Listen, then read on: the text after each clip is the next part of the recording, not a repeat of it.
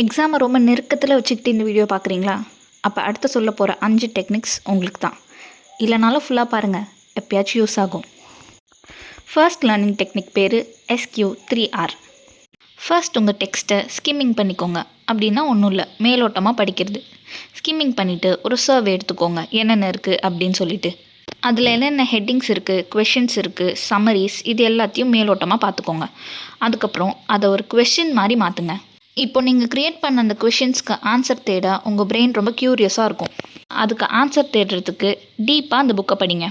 இப்போ இவ்வளோ நேரம் படிச்சிங்க இல்லையா, அதை அந்த புக்கை மூடி வச்சுட்டு ஒரு தடவை ரிசைட் பண்ணி பாருங்கள், அதாவது சொல்லி பாருங்கள்.